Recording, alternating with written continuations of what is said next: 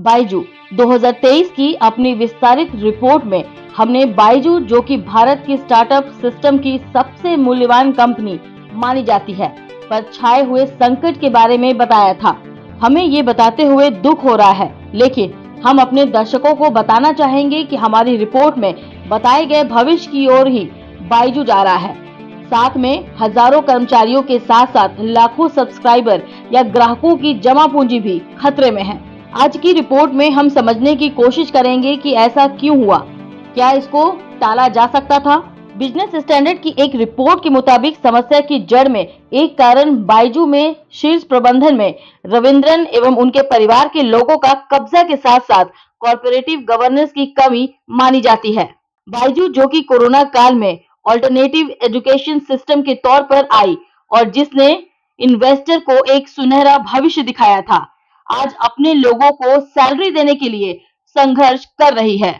2020 और 21 के अपने शीर्ष काल में बायजू की वैल्यू $22 बिलियन या लगभग 1850 लाख करोड़ रुपए था।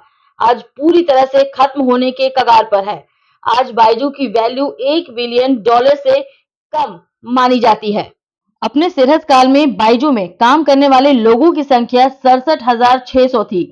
आज 15,000 से कम लोगों को भी सैलरी देने में स्ट्रगल कर रही है। बायजू के बोर्ड के साथ बायजू के डेली मैनेजमेंट में रविंद्रन फैमिली का पूरा कब्जा था।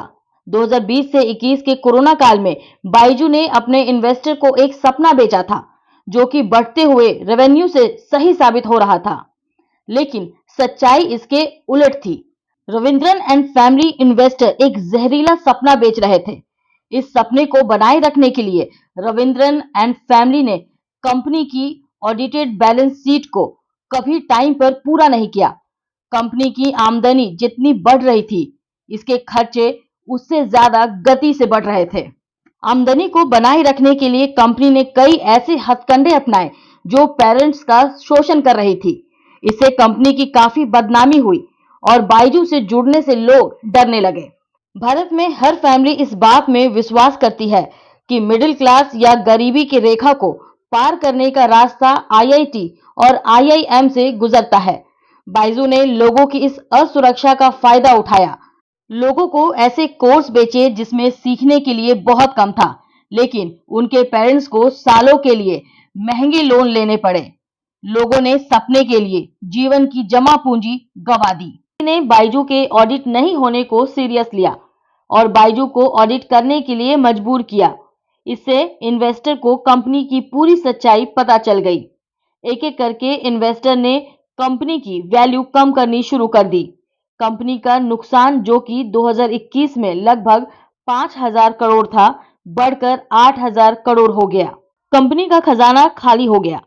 रविंद्रन फैमिली को इन्वेस्टर के पास जाना पड़ा। रविंद्रन फैमिली को अपने घर को भी गिरवी रखना पड़ा। इन्वेस्टर्स ने जितना पैसा बायजू में लगाया, उससे कई ज्यादा विश्वास रविंद्रन फैमिली में लगाया। इन्वेस्टर्स को लगा कि रविंद्रन फैमिली उनके लिए चांद तारे तोड़ कर लाएगा। बस इसी उम्मीद में उन्होंने रविंद्रन फैमिली की हर उल्टे सीधे काम को अनदेखा किया। लेकिन आज बायजू की वैल्यू 99% से ज्यादा खत्म हो चुकी है। जांच एजेंसी इसके खातों में गड़बड़ी की जांच कर रहे हैं। इसके ग्राहक खत्म हो रहे हैं। इसके एम्प्लॉय छोड़कर जा रहे हैं। रविंद्रन फैमिली को कंपनी से बाहर निकालने की कोशिश शुरू हो चुकी है, लेकिन शायद इन्वेस्टर को जगाने में बहुत देर हो गई। अब इसको बचाना किसी चमत्कार से ही संभव है। ईडी ने रविंद्रन के खिलाफ लुकआउट सर्कुलर निकाला है, लेकिन कुछ रिपोर्ट के अनुसार रविंद्रन फैमिली कब का भारत छोड़ चुके हैं। बायजू के पतन ने एक बार फिर से स्टार्टअप सिस्टम की खामियों का उजागर किया है। सरकार और इन्वेस्टर को भी ध्यान देने की जरूरत है।